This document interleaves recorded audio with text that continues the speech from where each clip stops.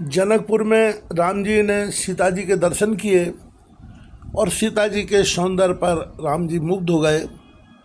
उसी सौंदर्य का वर्णन करते हुए गोस्वामी तुलसीदास जी महाराज लिखते हैं, जन्म सिंधु पुन बंधु विश्व मन मलिक न सकलंक, सिय मुख क्षमता पाओ किम चंदबाप रो रंक। खारे समुद्र में तो इसका जन्म फिर उसी समुद्र से उत्पन्न होने के कारण विष इसका भाई, दिन में यह मलिन, शोभा ही निस्तेज रहता है और कलंकी काले दाग से युक्त है। बेचारा गरीब चंद्रमा सीता जी के मुख की बराबरी कैसे कर सकता है। गटई बड़े बिरहन दुखदाई, ग्रसराह निज संदेह पाई, कोक शोक प्रद पंकज द्रोही, अवगुण बहुत चंद्रमा तो ही। फिर यह घटता बढ़ता है और बिरहणी स्त्रियों को दुख देने वाला है। राहु अपनी संधि में पाकर इसे ग्रस लेता है। चकवे को चकवी के वियोग का शोक देने वाला और कमल का बैरी उसे मुरझा देने वाला है। हे चंद्रमा, तुझ में बहुत से अवगुण हैं जो सीता जी में नहीं है। बैदे ही मुख पट तर दीने, ओए दोष बड़ अनुचित कीने, सिय मुख छवि विदु ब्याज बखानी, गुरु पै चले निशा बड़ जानी। अतः जानकी जी के मुख की तुझे उपमा देने में बड़ा अनुचित करने का दोष लगेगा। इस प्रकार चंद्रमा के बहाने सीता जी के मुख की छवि का वर्णन करके बड़ी रात हो गई, जान में गुरु जी के पास चले। कर मुनि चरण सरोज प्रणामा, आयुष पाए कीन विश्रामा, विगत निशा रघुनायक जागे, बंधु विलोक कहन अस लागे। मुनि के चरण कमलों में प्रणाम करके आज्ञा पाकर उन्होंने विश्राम किया।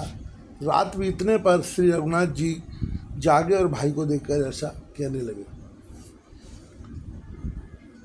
यऊ अरुण अवलोकहु ताता, पंकज कोक लोक सुखदाता, बोले लखन जोर जुग पानी, प्रभु प्रभाव सूचक मुद्वामी। हे तात, देखो कमल चक्रवाक और समस्त संसार को सुख देने वाला अरुणोदय हुआ है। लक्ष्मण जी दोनों हाथ जोड़कर प्रभु के प्रभाव को सूचित करने वाली कोमल वाणी बोले, अरुणोदय सुखे कुमुद उड़गन ज्योति मलिन, जिम तुम्हार आगमन सुन भये नृपत बलहीन। अरुणोदय होने से कुमुदनी सक्षा गई और तारागणों का प्रकाश फीका पड़ गया। जिस प्रकार आपका आना सुनकर सब राजा बलहीन हो गए। निर्वशब नखत करें उजियारी, टार न सकें जाप तम भारी, कमल कोक मधुकर खगनाना, हर से सकल निशा अवसाना। सब राजा रूपी तारे उजाला मंद प्रकाश करते हैं, पर वे धनुष रूपी महान अंधकार को हटा नहीं सकते। रात्रि का अंत होने से जैसे कवल चकवे भरे और नाना प्रकार के पक्षी हर्षित हो रहे हैं, ऐसे प्रभु सब भगत तुम्हारे, हुई हैं टूटे धनुष सुखारे। वयु भानु बिनसम तम नासा, दुरे नखत जग तेज प्रकाशा। वैसे ये प्रभु आपके सब भक्त धनुष टूटने पर सुखी होंगे। सूर्य उदय हुआ बिना ही परिश्रम, अंधकार नष्ट हो गया, सारे तारे छिप गए, संसार में तेज का प्रकाश हो गया। रवि ने जो उदय ब्याज रघुराया, प्रभु प्रताप सब निपन दिखाया। तब भुजबल महिमा उद्घाटी, प्रगति धनु विघटन परिपाटी। हे रंगनाथ जी, सूर्य ने अपने उदय के बहाने सब राजाओं को प्रभु आपका प्रताप दिखलाया है। आपकी भुजाओं के बल की महिमा को उद्घाटित करके खोलकर दिखाने के लिए ही धनुष तोड़ने की है पद्धति प्रकट हुई है। बंधु वचन सुन प्रभु मुस्काने, हो सुचि सहज पुनीत नहाने। नित्य क्रिया कर गुरु पह आए, चरण सरोज सुभग शरणाए। भाइयों के वचन सुनकर प्रभु मुस्कुराए। फिर स्वभाव से ही पवित्र श्री राम जी ने शौच से निवृत्त होकर स्नान किया और नित्य कर्म करके वे गुरु के पास आए। आकर उन्होंने गुरु जी के सुंदर चरण कमलों में सिर नवाया। शतानंद तब जनक बुलाए, कौशिक मुनि पै तुरंत उठ पटाए। जनक विनय तिन आय सुनाई, हर से बोल लिए दो भाई, तब जनक जी ने शतानंद जी को बुलाया और उन्हें तुरंत ही विश्वामित्र मुनि के पास भेजा। उन्होंने आकर जनक जी की विनती सुनाई। विश्वामित्र जी ने हर्षित होकर दोनों भाइयों को बुलाया। शतानंद पद बंद प्रभु बैठे गुरु पर जाए, चलो तात मुनि कहू तो पठवा जनक बुलाए। शतानंद जी के चरणों की वंदना करके प्रभु श्री रामचंद्र जी गुरु जी के पास जा बैठे। तब मुनि ने कहा कि ये तात चलो, जनक जी ने बुला भेजाए। सिय स्वयंवर देखियो जाई, ईसकाय सो देह बढ़ाई। लखन कहा जस भाजन सोई, नाथ कृपा तब जा पर होई।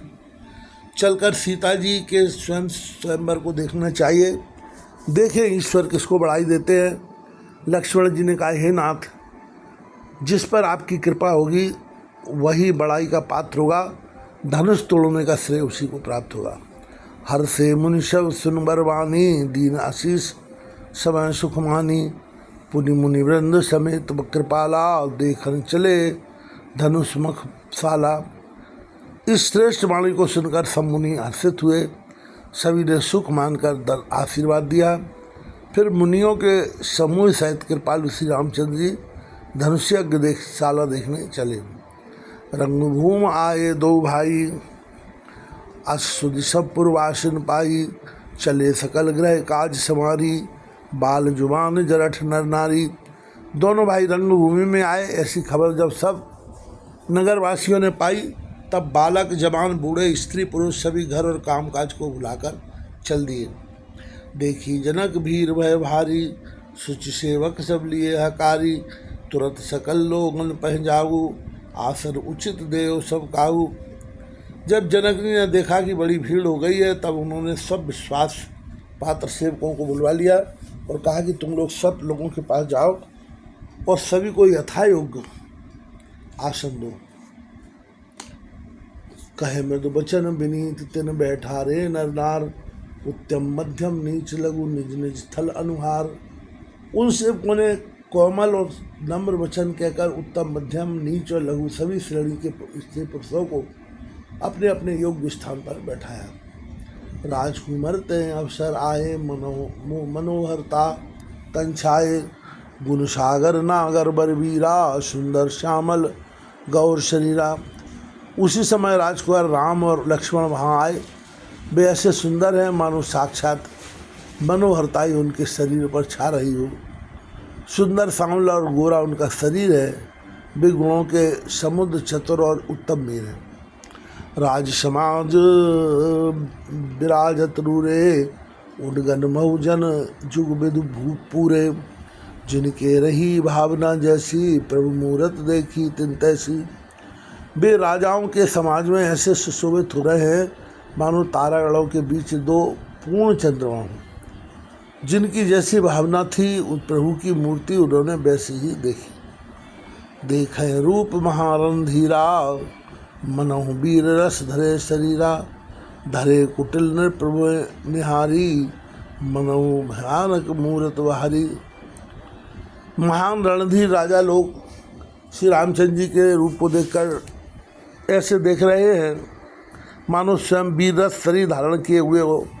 कुटिल राजा प्रभु को देखकर डर गए मानो बड़ी भयानक मूर्ति हो। रसुर रहे असुर छल छोने बेशा, तिन प्रभु प्रकट काल सम देखा। पूर्वासन देखे दो भाई, नरभूषण लोचन सुखदाई। छल से जो राक्षस वहाँ राजाओं के बेश में बैठे थे, उन्होंने प्रभु को प्रत्यक्ष काल के समान देखा। नगरवासियों ने तो दोनों भाइयों को वनस्थों के भूषण रूप और नेत्रों को सुख देने वाला देखा। नारी विलोक हरसिए, निज निज रुचि अनुरूप। जन शोभत श्रृंगार धर, मूरत परम अनूप। स्त्रियां हृदय में हर्षित होकर अपनी अपनी रुचि के अनुसार उन्हें देख रही हैं मानो श्रृंगार रसी परम अनुपम मूर्ति धारण किए सुशोभित हो रहा हो। विदूषण प्रभु विराट मय दिशा, बहुमुख कर पग लोचन शीशा। जनक जान की अवलोकन जैसे, सजन सगे प्रिय लागें जैसे। विद्वानों को प्रभु विराट रूप में दिखाई दिए, जिनके बहुत से मुख, हाथ पैर, नेत्र और सिर हैं। जानकी जी के सजातीय कुटुंबी जनों को प्रभु किस प्रकार कैसे प्रिय रूप में देख रहे हैं, जैसे सगे सज्जन संबंधी प्रिय लगते हैं। श्री सद्गुरुदेव भगवान की जय हो।